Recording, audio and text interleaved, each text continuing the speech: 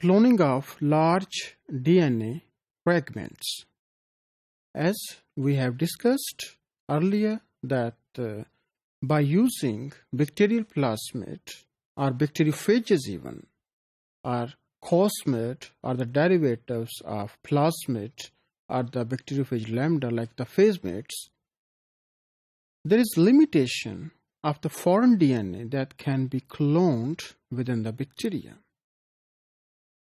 So only the foreign DNA that is having the length around a few kilobase, they can be cloned by using different bacterial plasmids.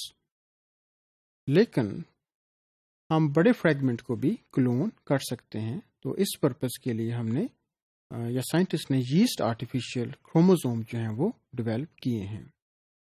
तो अगर इसमें ये था कि अगर हम स्मॉलर फ्रैगमेंट्स को क्लोन करें by using yeast artificial chromosome, तो उसमें जो रिकॉम्बिनेंट मॉलिक्यूल है उसकी जो स्टेबिलिटी है वो मेंटेन नहीं रहती, या सेंट्रोमेयर जो है वो प्रॉपर फंक्शन नहीं करता.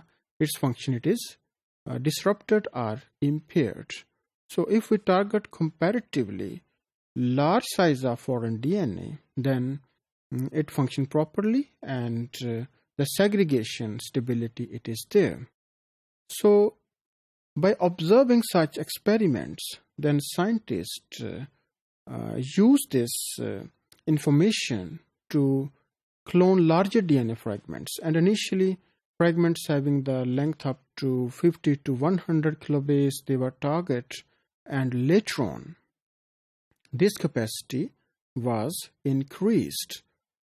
So for this purpose, the larger DNA fragments, they can be isolated on the gel, and here the gel that is used, it is pulse field gel electrophoresis, so that different sized DNA fragments, they can be fractionated and then they can be purified and later on can be ligated into the yeast artificial chromosome for further manipulation. So because larger DNA fragments, they can be cloned, and here the size of the genomic library that is formed, it is also lower. So we have to screen less transformants in order to detect our gene of interest.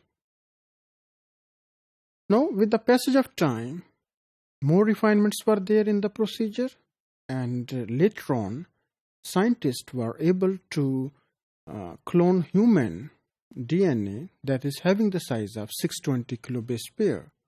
And recently, now we have the idea that DNA fragments that are even larger in size, that is 800 kilobase or more than 1 megabase, they can be cloned.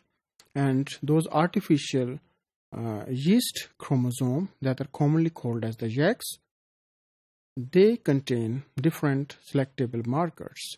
I think you are well familiar when we were discussing different type of bacterial or artificial plasmids that it contain a variety of selectable markers that are related to antibiotic sensitivity or resistance, and of course different cloning sites, so that it can be restricted by using variety of restriction enzymes, and larger DNA fragments it can be ligated, and then electroporation it can be used to induce the process of transformation.